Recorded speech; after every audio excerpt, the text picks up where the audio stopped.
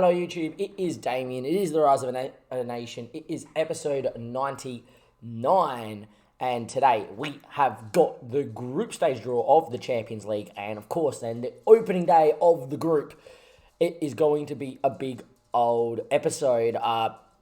Since we've last met, there's a lot to talk about. There's new players on the ins that are in the squad, there is players that have come out, there is players on the way out as we speak. And there is an indifferent start to the league. We are currently top of the tree, mainly thanks to that Midtjylland and Copenhagen did draw their last games out. But we haven't started the best. And look, we should be on this screen. It should let me just go to the schedule, please. Thank you.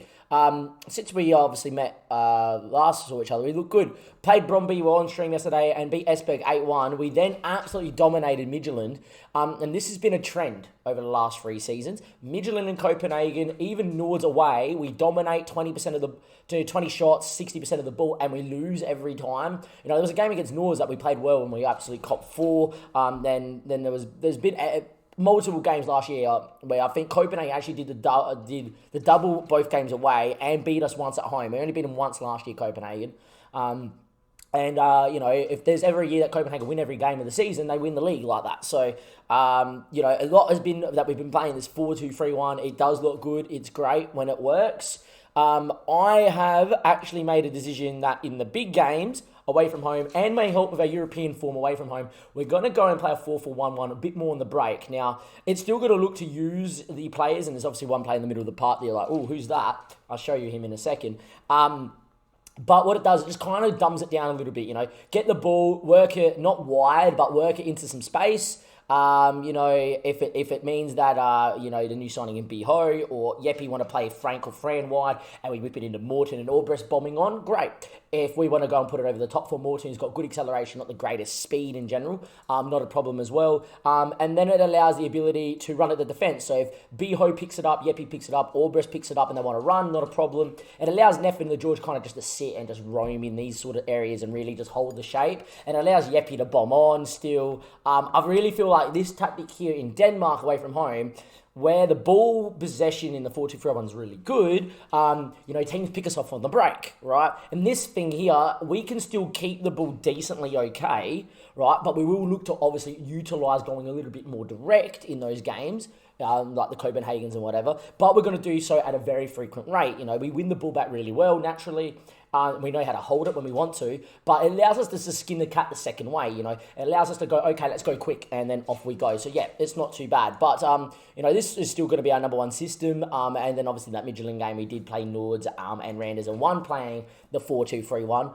Apart from Copenhagen, Midtjylland away in the Champions Group, because we already played them away once, and probably... it depends on the form of Nords or AAB or Bromby. If they're sitting around the top 3, then yeah, not a problem. However, if that doesn't happen, you know, we're going to use the 4-2-3-1 more times than not. I also think in Europe, and with the group stage draw coming up right now, you know, it's a smart idea to have a tactic where in the past in Europe, AC Milan, prime example, etc., we've been really good. We've dominated games at home and, you know, we've conceded late goals, and maybe we can move to this system to nullify conceding on late goals on the break, as well as our away form in Europe compared to our home form has been really odd. You know, in Europe, the last 2 seasons, we've lost 1 game at home, which was the PSG. And to be fair, we threw away a lead against Lazio and AC Milan in the Europa League last year, where arguably we should have been okay. But our away form has been terrible. We've conceded 7 to Juve, we've conceded 7 to Barca, we've conceded 5 to Arsenal, we've conceded 5 to Milan, I think. You know, and yeah, so like, we need to just work on our away form, and I'm hoping that this system still gets our 3 best players in the system really working and playing really well. You can hear my dog scratching at the door. I will 100% go and get her out. But as you can see, on the outs, not big money, but big money. It is big money. But yeah, I'm going to quickly let my dog through and then see what she wants to say. Milky, that way. Come on, you want to go that way? Come on, I'm in the middle of a YouTube episode, tell her. There we go. Alright, so, on the outs we have Giuseppe, alright? And Giuseppe never was more than 2.5 star for me. Giuseppe went and had a loan spell, right? in the Norwegian Premier, and he didn't even cut the mustard there. He then scored 5 goals in a game, played 11 games, 9 goals, and all of a sudden his value went up to 2 million. We actually had offers of 8 and 10 million up front, but with this Empoli bid, they offered me 7.75 mil up front plus 30% of whatever his sale is next. Good money to go, 14.75 million, really, really happy. You also see a couple other big names have gone. Nicholas Budden, the judges, wasn't good enough anymore, the captain. He stepped down as captain before I sold him as well, which was nice of him. Just, 6 crossing. He never played bad for me. I really did rate him, but considering the scout rating's 48, it was time for him to go. 4.2 million was what he was worth, and at the end of the day, I was happy to get rid of the rage. Jose Maria only had 6 months left in his contract, and Rennes paid 1.9 million for him. He was valued at 600k, but had interest from a lot of clubs. And Rennes just said, yeah, and a few other clubs even came in for 1.9 million, and he went to Rennes. I'm really happy with that. Not worth it. He always looks decent, but never had the standout stats that we do have. Cameron Roberts, obviously, I've been talking that this guy's never been good enough for me, and now he's finally gone, and he's just continued his poor run of form at UPN there in the Pro League A. He's played 4 games at a 6.6, so it kind of vindicates me selling him. Cameron, I'm glad to see the back of you. Ortega left for 375k. I think that was to do with his loan spell as well. And then there's a couple people, Diatta come in. I was going to use him, decided to loan him out. I think he's going to be really good. Obviously Diatta, but there's a big loan out, and that's Philip. And the reason why I've loaned Philip out is I think that if this guy plays week in, week out first team football, which he will, obviously in the Czech first division where Banka having very good training facilities, I think the guy's going to grow into an insane goalkeeper. I really think he could be even better than the Chilean in Munizaga that we have at the club. Now, let's talk about the guys that have come in, and there is a lot, and there's 2 guys for money, but the rest are all frees. I'm only going to talk about the big ones. If I skip over people's, because I have no need to talk about him. Kirill's come in as a fringe player, just, free start, 21 with the potential to be leading. He looks unreal. He can play advanced playmaker. He can play centre-back, even though I don't see it. And he's very good in the hole. Just good option. Allows me to put him on the bench and be a utility. On a free makes so much sense. Got him from Lazio, I believe. Carlo is just a young centre-back. Fran, however, they scored 4 goals in a game. He has 5 in 5 at an average of an 8. It always seems to be a goal threat, as Fran. You put him out here as the winger on attack. He looks superb. He's come obviously from Liga, in the first division there in what do they call it? It's not the Liga BVA anymore. Liga Santander. But yeah, Fran looks quite amazing. A player that you can pick up in your save on a free. This guy can cut the mustard. He's the best right winger in the league, according to the pre-game stats. Mateus, another one of the youngsters. And then the DJ came in from PSG. It's hard for me to get this guy in, mainly because I'm not playing the ball-winning midfielder anymore. But the DJ has the potential to. I might loan him out for the year. He's got good physicals, and he's obviously got good technicals to play ball-winning and good mentals. This guy will get his time eventually. At some stage, sometime this year, he will get his moment in the sun to play a few games, and hopefully he'll be all right. Andreas Skoo as well, as much as I picked him up because he's Danish talent, this guy has the potential to be really good in the hole. Keep your eye out for Andreas as well. Joachim Win is obviously one of the youngsters as well. Same with Thomas, same with Diego, same with Fernando. But the 3 big ones left. The George is your new first team left back. Has this really long Greek name. It's got George in it, so we decided to nickname him the George. We're playing with 2 inverted wing backs. He does play a bit more on the defensively minded one where Neff goes further forward. The guy's insane. He's one of the best right backs in the league, and could be our best left back as well. Very, very good physicals, good determination, and he's got good marking, passing, and tackling. What you want on a free. The Greek international is not yet international, but been called up by the Greek squad. It'll be interesting to see how he goes, and I hope the man from Olympiacos can do the business, and he has looked good so far in the season. Now, the big ones. Jorge Gama may look like it's a lot of money. We've loaned him straight back out to Gil Vicente, but the guy's 18 years of age, 6'4", has got physicals of a god that are only going to grow. All these physicals are going to be 14, 15 plus. He's got good technicals. He can learn to play ball playing as well, and he's got 14 determination. The game is saying when it's this good, right, pay the man the money. And we paid the money. It's going to be 3.7 mil, my biggest signing of the window, and he's not even here. He's going to be out on loan next year with Bilek going into his final year of the contract. Jorge Gama and Diatta are both going to be fighting for that centre-back role, and both going to be here, and we might even look to sell Marquez on in a couple of years left in his contract, who knows. But for me, the big signing is this one. Biho is just unbelievable. We had a 2.2 mil release fee from Ulsain, and I was looking for a winger. I went to Ulsain because they had a good winger, and I said, oh, this Ulsain winger is going to be really good. And Biho was their key player. I looked at him and gawked. Between him and Albrecht playing in the hole is unbelievable. But this guy is nuts. Like, legitimately nuts. Physically a god, mentally insane, makes a good decision, good flair, great determination, great work rate, and he can also got the technicals to boot. I'm playing him as an advanced playmaker and support. You know, he started okay so far in the league. He's played 3 games. It's taken him some time to get used to it all. But, you know, he looks really, really, really good. He can also play Roman playmaker. He can play Mazzala in attack. I'm trying to train out this look for pass rather than score because the guy's got 14 finishing with 13 composure. There's also a chance that if I move 4-4-2, which could happen, he can play complete forward. Those are my signings so far. It's a bigger squad, as you can see here. And just all the changes is an advanced playmaker on support instead of a ball-winning midfielder and an inverted winger and defender on the right-hand side. That is it. The 4-2-3-1 is not really changed at all. No tactics, no nothing has changed. But as you can see, a very big squad, which is what you expect. And I'm hoping Lars does get that loan offer from Nords as well because I wouldn't mind him going out. Now, look, what we're mainly here for the first part of this episode, the Champions League group stage draw. That is what we're up to. We are obviously still seeded all the way down in 4th, but for the first time, I think in a little bit, we're not one of the lower sides. Can I also just say that in the 4th seeds, Monaco's here. That is really good, and Genk, because we didn't want to play either of them, really. Now, for us, there's no other, obviously, Belgian clubs, so we're going to, cop it a little bit. But there's a couple clubs I wouldn't mind being paired against. Now, for me in the Champions League this year, if I finish 3rd in the group again, I am happy because I think this team, if this 4-4-1-1 tactic away from home can do the business, I think this team could win the Europa League. I think we're in that window. Do I think we can win the Champions League? Not yet. I reckon we're about 5 years away of really getting everybody growing, learning the tactic, still tweaking a few things, and then all these guys being 28, playing together for 5-6 years. Then it's our window. Got to remember back the mess. Tossen was 30. We had him as a youngster. So, when all these guys get to 28, 29, 30, that is the window. When Yepi, Kenny, Biho, Albrecht, Morton, if we can keep them all together and by the time they turn 28, that they're going to be in their prime and that's the time we're going to do it. Now, obviously there's some big teams here in Group 1. I would not mind a crack at Benfica and I wouldn't mind a crack at Milan again. Napoli wouldn't mind. The rest I don't want. But look, we just got to simmer them out here and just really see what comes up. I tell you what, so far there is not a group that I want. Wow, that is tough, boys.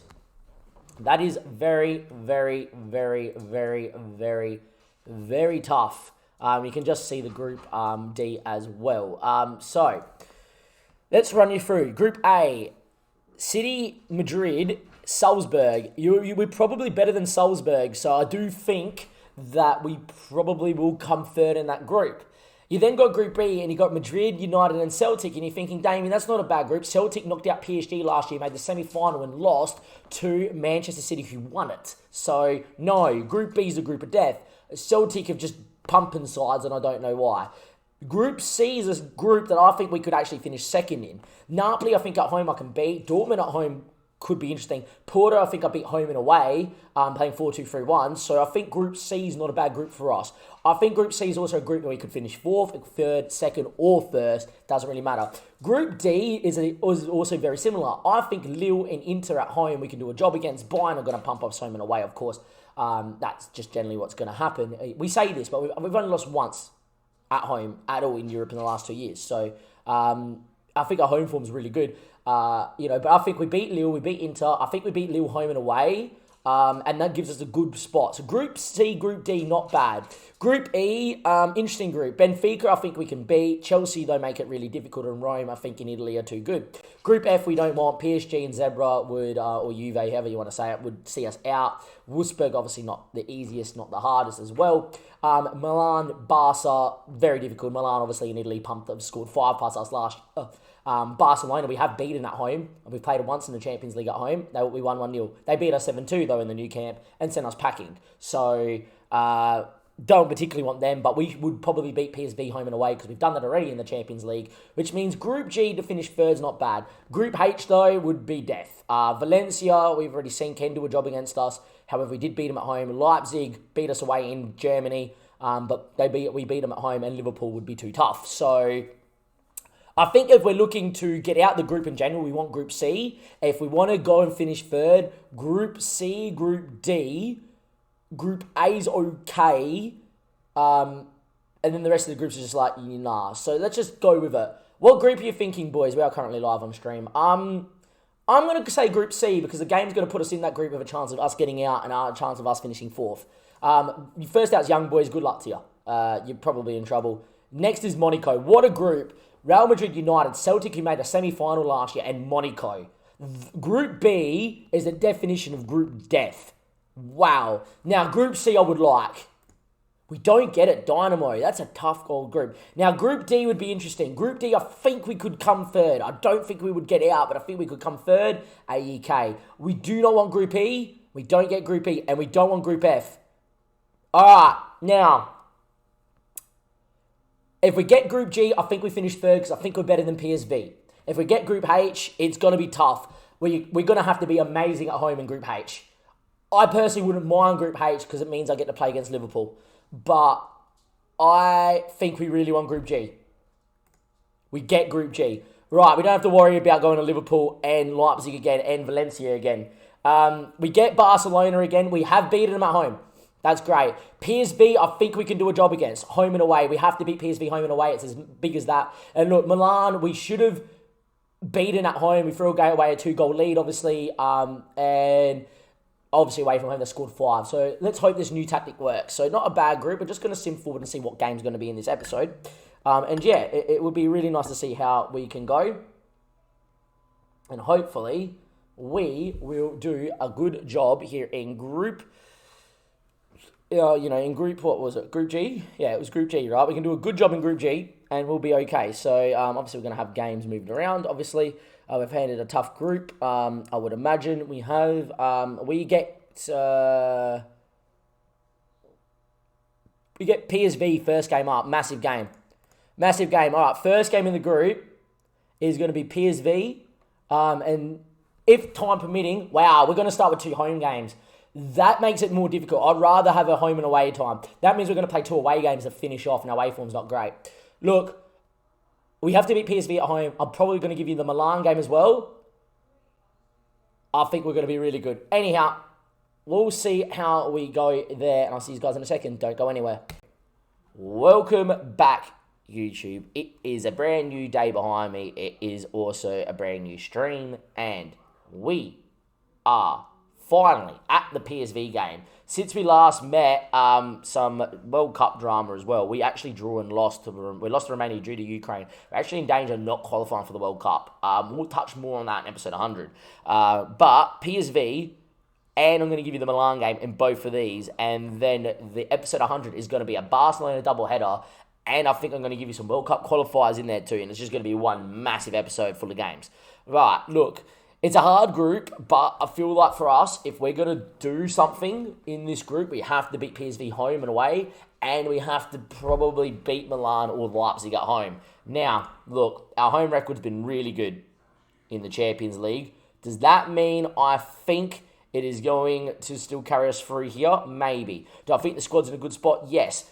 Would I rather have had Yeppy fit and available? Of course. Unfortunately, he's just not fit enough for this game here. However, though, I do have the faith in Kenny to come in. I'm also going to move him as a ball-winning midfielder just to kind of help Biho in the middle of the park kind of sit in and do the job. Last game in the league, I did try out the 4-4-2 counter system that we've been working on. It was 4-4-2, 4-4-1-1. I made it 4-4-2 against Copenhagen so we could play Lars, who, by the way, is looking pretty insane. Yeah, that's Lars. He's going to be a wonder kid at some stage. We drew 2-2. We're 2-1 down. We did score in the 4-4-2 counter-attacking system. And then we switched back to 4-2-3-1 and dominated and nearly won. In the end, I had the better of the game over 65 minutes with the 4-4-2, but it is a counter system for a reason. I want the boys to learn it because I do think away from home in the Champions League it's going to be important. Anyhow, enough dilly-dally. It is finally time for us to get into this game here. Here we go. It's Munizaga, who's now tutored as a wonder kid, by the way, and developing. The man that was won by Real Madrid in goal. The George, Marquez, Bilek, and Neff. B-Ho is one of the best players in the league with Kenny in the middle of the park, who I trust. He loves a big game. Kenny's going to go out there. Fran is apparently our best player according to the game. All best. Frank Forsberg's been in scintillating form, and Morton is the key man up top. Look, apart from the fact that we lost to Midtjylland, we've had a pretty good start to the year. And I'm probably been harsh on myself.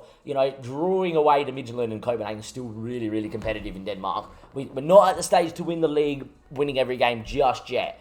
We had better players than we did it at Mess. And in Iceland, which I compare it to, Iceland, the Icelandic league isn't as good. Look, this PSV side we beat at home. Zahora scored 4 goals in 20 minutes in our first season in the Champions League. However, I expect this PSV side to be a lot better and different. We are, however, going to check them out in a little bit more detail right now. And Wesley Hoyerdets, who I'm going to click on here, to then have a look at their team. As you can see, the last few years, they've won the Eredivisie, right?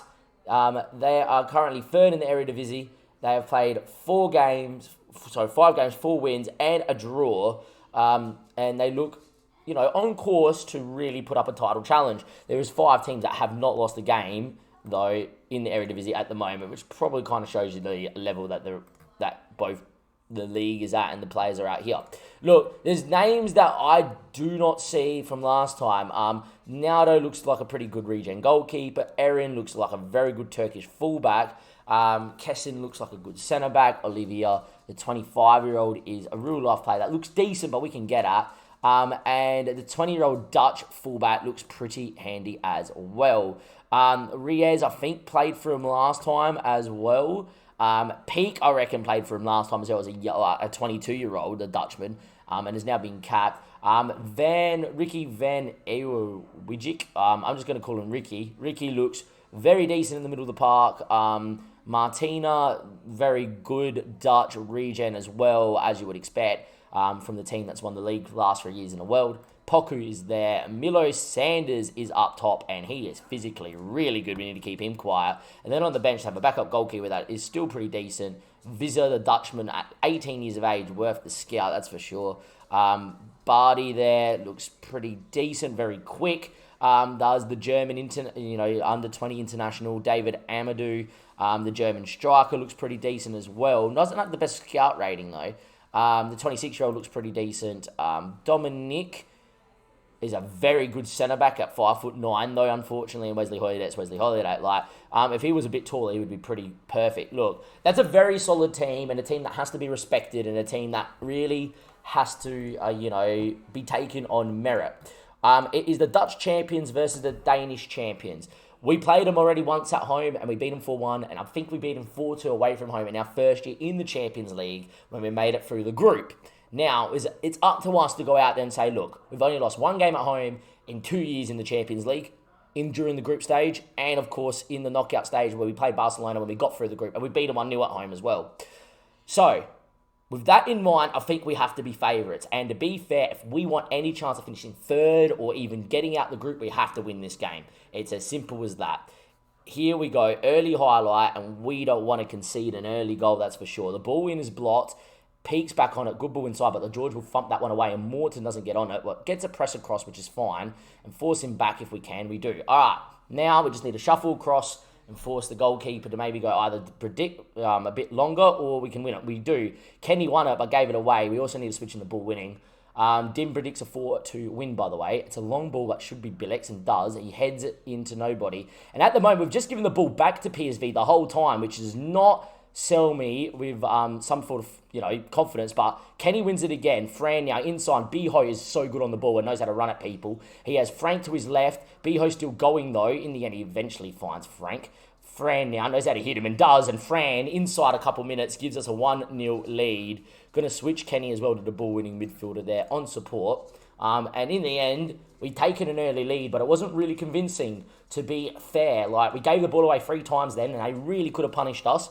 In the end, BWO gets lucky. Frank, Kenny, Fran, 1 touch. He's unbelievable, is this Spaniard. And we are 1-0 up 3 minutes into our Champions League campaign at home, and that's exactly what we need. I've been thinking about this game all day at home, and hopefully we will continue on and just be good. Anyway, Frank, good ball in. Marquez, oh, wow. When he wins the header, he has to put it on target, and Frank has been so good from the dead balls this season that really it should have been okay. At the moment, Barcelona and Milan are drawing, and hey, I would take a draw there every day of the week if it stays like that. As it stands here, though, we've had more of the ball and dominated the early proceedings, I would say, to an extent. I wouldn't say it's been your typical SFB performance where we've had a lot of chances, but we've dominated the ball and we've looked really good at the moment. And defensively, not too bad as well. Time ticking away here, 38 minutes approaching half-time, and at the moment, keep a clean sheet, we win. But it's a highlight, and it's Erin the throw. Ricky is what we're going to go with, to Martina, inside the pick. Ricky, good ball, Marquez heads. Fran's quick and can go on the break. Frank is screaming for it on the left-hand side, it was ignored. Morton now through the centre gets it. Morton now, in the end, fires high and wide. That's the only thing about Morton. He's got good acceleration, good body, he knows how to finish. He's just not the quickest to break that line from that deep. He's the sort of man that you want to play into the box, and then he will finish. In the end, though, 1-0, we've looked like the better team. But the fact that it's only 1-0 does worry me slightly, because all they need is one moment and they have enough quality to provide the moment, and we would be back on level terms. At the moment, both Walbrest and Ho not having the best of games out there at all, and I am going to make my first change here. I am going to bring, thank God you're here, in for Ho as a box-to-box midfielder, and we're going ball winning and box-to-box like the traditional SFB of old. 65 minutes played. Albrecht still having a shocker as well. And still time left on the clock. Gonna make our second change as well. And I'm just thinking, if the game opens up, Zahora will get in with his speed. And if they really come to hit us, we could get Zahora in behind direct. And now I'm going to leave one change to kind of time waste if needs be. Dominating the game, I'm making a decision right now. I'm not parking the bus. I will refuse to park the bus. Albrecht is looking worse for wear. I'm going to bring Jenkins in here to waste time now. And it's a highlight. And it's Frank. Ball in deep. Jenkins. It's 2-0. Jenkins off the bench scores. The Australian loves them. And in the end, it's game over. All she wrote. And we are going to get 3 points on the opening day in a thoroughly professional performance. You know, it wasn't clinical. Didn't really create any real big clear-cut chances. In the end, it's a set piece and a good long-range hit. But we've dominated the game. You know, that PSV never looked like coming to win. In the end, Jenkins onside, off the bench and scores. Frank gets himself an assist. And now, with a minute left, even if they were to score from kickoff, so be it. We'd still win, I would imagine. Anyway, Van Bredrud still going. Come inside. Marquez wins it. He looks to Fran, doesn't find him peak now. Jenkins wins it there, and he's going to go on a run. And Jenkins might go for 2. Still Neil Jenkins. Still the Australian in the end, effort blocked and cleared. It could have been 3 and 2 for Jenkins in the space of a minute. In the end, the ball comes in, Bilic heads. Frank's quick enough to beat a man. In the end, he looks for Zahora, who now can go, and he's got numbers inside. He looks for Neil Jenkins. He might still get 3 in the end. What a save by the Dutch keeper to keep it at 2. Jenkins off the bench in the last 5 minutes has run them ragged. And in the end, they're probably lucky it wasn't 3. Fran on it, goes out to Neil Jenkins. He lays it in the Frank, missed him. I feel like Fran was offside. He wasn't. In the end, it's game over. It is 2-0. And we are really happy with that. You know, I thought it was thoroughly professional. I thought at the back it was sensational. That's the thing, though, at the moment, is Bilek, as much as getting older, still knows how to marshal a game. The Georges come and look fantastic now, being capped by Greece. And Munizag is a wonder kid goalkeeper. I actually feel like my back four is really sorted this year. And yeah, look, credit where credit's due. Kenny came in, played the ball-winning midfielder role to a T, and the guy is superb at that as well. And he's the reason why he sits on the bench, and there's a reason why I do use him in these big games, because he's so good at it. Look, it was keen for us to get off to a great start. That was true. Now, though, the only other 2 games that was played in the early kickoff was Milan and Barca, and Milan held Barcelona to a 0-0 draw in Italy. So we topped the group as it stands after match day 1. We have Milan, and all of a sudden a draw against Milan wouldn't be the worst result as long as Barcelona beat PSV, of course. And then we would obviously still have a gap to PSV and still be ahead by Milan by 3 points.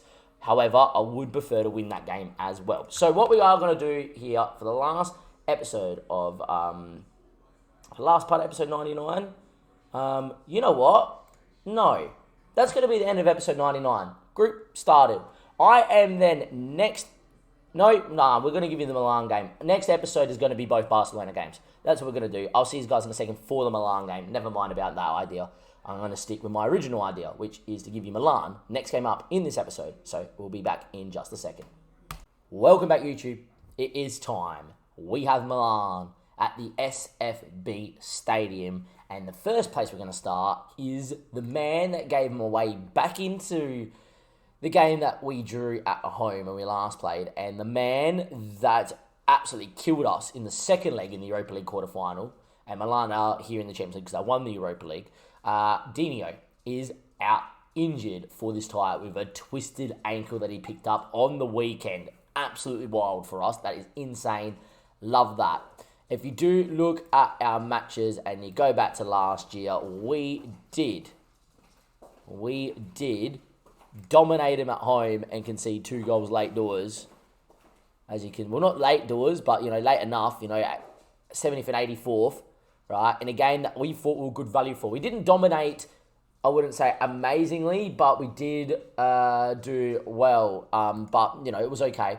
We should have won when we were 2-0 up. We had chances to go. And then, obviously, away from home, Dino, I think, went ballistic up top. No, he didn't, actually. Never mind. It was Tonga, that's it. The guy in the hole that killed us. But, yeah, look, this Milan side, though, since then have gone on and won the Europa League last year. And they're in the Champions League. And unlike when we played them last year, where they were battling in and around here, they've started pretty well. They've only lost 1 game at the start of the year. That was to Inter in the Derby. They drew to Empoli, and they've won against Zebra, Juve, Genoa, and Roma. So a pretty good start. Inter, by the way, looking like one of the form teams in Italy early doors as well. In terms of our results since what has gone on here, if we go back to here, we played Silkeborg. Obviously, if you remember, that was the cup final that we lost. In a shootout after conceding 94th minute in a game that we really should have put to bed early in the first half, and we didn't before they played unreal. Looked really good. Full strength, back for Munizaga with another clean sheet was really good. But the more interesting one is against Saunders, I fully rotated. When I mean fully rotated, Kenny's been learning to play centre-back and played it quite well. And the reason why I'm learning him to play centre-back is if you look at him as a ball-playing defender on cover, he's 6'4". He's got good natural jumping reach, pace, strength, stamina, very good physicals to do it. He's also got decent passing and vision to play as a ball-playing defender. Lastly, he's also got very good marking and tackling for the level. I do think in these lower-tiered games we can make 11 changes. Can he play centre-back? And he played quite well at centre-back. I thought he was sensational. But more importantly, Jenkins had a good game. Lars came off the bench and scored a penalty. The DJ played. Jefferson played. Jenkins played. I thought we were really good. And important to note, Jefferson is a really good little player.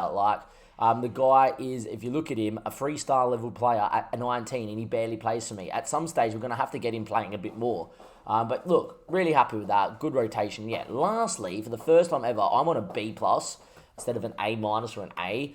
It's because we went straight into the group stage of the Champions League, right? Because we won the league last year. The game, I think, set me this without realising that we have a group stage spot from winning the league and thinking that we had to go back to the 3rd round of qualifying. That isn't the case. Because of that, they're actually saying that we have not completed the objective in the Champions League, even though yet we're battling to try and get out of the group that contains Barcelona, Milan, and PSV. So, very weird. As you can see here, though, 2 games at the same stage. We need Barcelona to beat PSV, really. It just helps us with 3rd spot and getting into the Europa League. I'm hoping once we either make it out the group or finish 3rd, the game realises that, hang on a second, you played in the group stage, then in that case, then you go out. Look, the only thing I will say that we last time we played Milan to this time is we're not using the ball-winning midfielder box-to-box combo, and Kenny would be really, really, really, really, really good. Have a good night, Mum. The dogs are barking because they're absolutely ballistic for this one.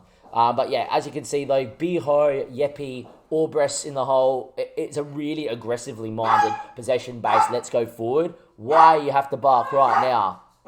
We're about to play Milan. Milky, Stella, please. Anyway, for your big game here in the second group stage match day 2 of the Champions League, we have Munizaga in goals. The George, Marcus, Bilic, and Neff. Bihoy and Yepi. Fran's been absolutely amazing. Orbres, Frank, and Morton up top. This is huge. No Dino from Milan, but it's still going to be a really good side. I wonder how many players they have from the Europa winning squad of last year compared to us. I can already see Tonga, Sailmakers obviously scored against me late, Rafael Leo playing up front, that gives me a little bit of PTSD from the mess days. Come on, please, man, I'm in the middle of a YouTube episode. Too deep to restart as well. Victor Nelson in there, Chris Memphane, Zeke full played there, of course, last time as well. The only one I really don't recognise is this one here. I think the rest of the team is the same team that drew and then spanked us in the Europa League quarterfinal last year. Now, look, who knows what happens here? If we can go out there and win, that would be great. All I know is their fullback's not 100% fit for this, and nor is Rafael Leo. Still looks amazing in the 9, sorry. But, you know, he played out wide last time. He was probably here last year, but didn't play both legs, I reckon. Robles in the hole. Sailmakers, obviously, we know how good he is. Leon, obviously, is there too. Tonga is Tonga. Tonga is unbelievable. We played in the 10 in Italy and killed us. Jonathan at left back is a natural centre back that can play on the left. We need to get at him. If you're Fran, you have to get at him. Victor Nielsen plays for me. I'm about to call him up for the Denmark squad. Chris Memphane and Zeke obviously is there too. And Diogo Costa was here last time out as well, the Portuguese international. Mark Moller was their backup keeper last time out as well. Timothy is here too. Marcelo, I think, was on the bench last time as well. Fabian Sarr, I think, was on the bench as well. Ricardo, I reckon, started one of the games last year. Otto, the centre-back, I haven't seen. And Fabio, I reckon, may have been on the bench for the first leg, not the second leg last time out. So a very similar squad that what beat us away from home and drew to us here, obviously, in Denmark. However, we've only lost one game. We've only lost one game in 2 and a bit years at home in the group stage and of the knockout stage, because we did beat Barcelona in the first knockout round at home, right, in the Champions League. We then obviously went in the quarterfinal and did not, to the quarterfinal of the Europa League after finishing third last year, and did not lose in the Europa League, run that we went on in the knockout stages at home. Our home form is fantastic, and with that in mind, a point wouldn't be bad, but a win could be on the cards. We are the massive underdogs. It's, of course, AC Milan, a team deep, rich in history of Champions League success.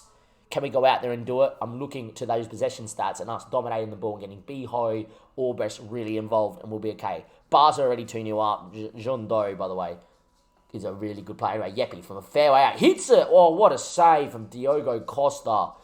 Picked it out the top bin. Yepi hit the most perfect free kick. And unfortunately, the keeper's got across and clawed it onto the bar. It would have been a great start for us. Very tense and tight first 20 minutes. Unlike when we played them, obviously, here in the first leg. I feel like we dominated the first half. Second leg was a bit more them. Anyway, Frank, what a run. Still going. Frank, in the end, no one there at the back stick. Friend had to really get there. Ball in. Orbres, it's 1-0. What a cushion little finish with his left foot. And Rafael Orbres, in a big game, gets a big goal as Dim predicts 3-2. And we are 1-0 up. 21 minutes played. In the end, Frank, what a run. In the end, I think this is a cross. Fran just wasn't there. But he wheels around. The president of the put it in. Orbres with the most cushioned finish. And it is 1-0 SFB. And, well, this could be massive. We could hold on here. This could be huge, but there's a long way to go, and it's a highlight in the end. That's a poor throw and picked off, and Biho's good with the ball. And he's driving here is the South Korean, and Fran now knows how to beat a man, and he does. Beats one, getting to the byline. Good tackle from Nielsen. Referee had to think about a penalty and decided not to give it. It was definitely not a pen. It would have been one of those ones that would have been ruled out for VAR. In the end, mistake. Orbres on it. Byline. Morten Mariah in the end. He went by himself, and Diogo Costa makes another easy save. Orbres looking lively out there, and as things stand, playing quite well, and 1-0 to the good against Milan. But we have to make it count when we dominate, because Milan are going to be good enough to, go back the other way and give us a little bit themselves. As it stands, a highlight here, 1-0 right before half-time, and Fran, Yepi, good ball. Frank, oh my God, straight at the keeper. Frank has to score. Free volley on the 6-yard box. Frank had to score. He didn't. It's 1-0, and I got a little bit of PTSD because we did something very similar to Milan in the first leg at home in the Europa League, and then the second half they played amazing. When you dominate a team like that, it's the same thing what happened to Barcelona. We only won 1-0 that night at home at Barcelona. We could have won 4-5, right? And then again, they picked up the 7-2 in Spain. Same thing, Milan beat us 5-1 in Italy, and we should have won that game. Here, really, at halftime, we should be 2 or 3 goals up. We're only 1 goal up. We're 45 minutes away from a famous win, which would be great. But at the same stage, we really, really, really should be in the ascendancy here by a bit more. Milan's starting to really creep the possession stats in the end, but they're yet to break us down, which is a good thing. Bilic's on a 6.3, yet we're yet to face a shot, which is interesting. Anyway, Frank, ball in. Keeper came and missed it, and Fran is headed over. I'm telling you right now, boys, it's either going to be we draw 1-1 or we lose 2-1. Because I tell you what, I've seen enough of these games over the years to know. And here we are. Kim Biwo wins at Orbres. Marquez. Frank wanted it. Gets it. Beats a man. Morton's with him. Beats him. Morton. 17 finishing. Can he do it? We're 2-0 up against Milan like we were last year in the Europa League. But a bit different here. It's a 66th minute. And they haven't had a chance. In the end, Frank, Morton finds him, and Morton here gives the keeper the eyes and sends him the wrong way. It's 2-0, it's looked good, and we are going to make a change right now. We are going to make a change right now. Kenny's going to come in for Biwo, who's had a pretty decent game, but the ball-winning midfielder on defend with Yepi as the box-to-box sounds like a plan here to start helping see this out. I would normally, if this game's a bit more like Milan playing a bit better, I would normally actually go to our big game counter system right now. Now that I've had my mouth, watch me concede. Munizaga does well. All I'm saying is that we're dominating this game so much, we have to stay in the 4-2-3-1. We just got to. Why invite the pressure? Marquez, Yepi, the George, Fran, well built out, boys. That was superb. Fran beats a man, has Frank wide if he wants to play him. Fran drives the whole way, fools the Frank, a bit lucky. Frank now comes inside. He goes for goal. Weird highlight. It would have been better if Fran just played Frank in behind there, cut it across, and there we are. Anyway, highlight again. Chris Memphane now goes into Zeke full. Milan starting to keep Mendes forward. Sailmaker scored last time against us. In the end, he cuts it blocked. Tonga deflected in the Munizaga's arms. I don't know if it was goal bound or not, but it's fallen into the keeper's arms. That was That was, thank God. Anyway, headed away. Yepi, good ball. Orbres had a great game out there. Turns. Doesn't find a pass. In the end, Yepi now. Really needed to go the other way, but it's okay. And now Orbres does come out the other way. Looks for Fran. What a ball. Fran, 3-0. What a ball, Orbres. Fran isn't missing that. We are going to be on 6 points from 2 games in the Champions League. And AC Milan have been slaughtered. And if we did this to them last year, which we probably could have at home, we probably would have, we would have knocked out the eventual champions. We probably would have had a chance to win the Europa League last year. Doesn't really matter now. I don't care. That was last year. That's gone. It's dusted. You want to know what's... Never mind. I was going to say I fought it. I fought it and there's a highlight from kickoff. I fought it and there's a highlight from kickoff. I fought it and there was a highlight from kickoff. That's not good. It's not bad now though. Yepi, good ball. Kenny. I'm going to tell you exactly what I was about to say until the highlight from kickoff came. Orbres, Morton, good touch, but didn't win it. And it's a long ball. Bilek takes it under his control. Marquez now.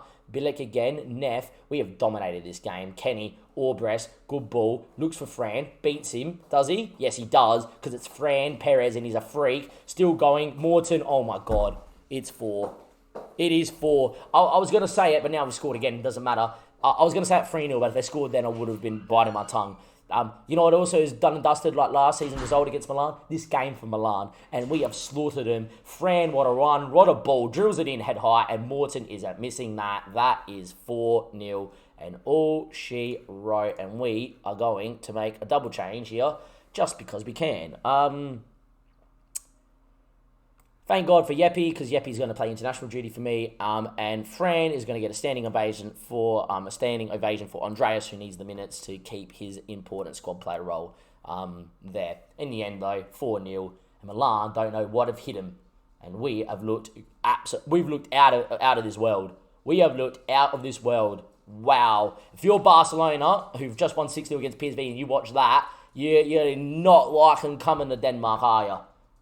Next episode is going to be the doubleheader against Barca. It'll be episode 100. It will also be international games steeped in that too. Wow. Absolutely, the players know they get a day off after that. Superb win for everyone. I am delighted. It is SFB for Milan 0. Barcelona beat PSV 6-0. Some other results around the grounds. Liverpool coming back. Scoring late there as well. Leipzig scoring 2 against Genk. Zebra beating PSG have been pretty poor in the Champions League. But yeah, what a win. What a performance. A 4-0 win. Game saving automatically. Perfect. Good time for that to happen too. Because, why not save after that? And yeah, I am extremely over the moon with that one there. Anyhow, from Dame and everybody else here at SFB, that's the end of episode 99. Links are down below to come watch everything live. We will be filming episode 100 a little bit later, and obviously it will come up as an upload eventually the day after this one's been uploaded, same day. Who knows? My uploads have been weird.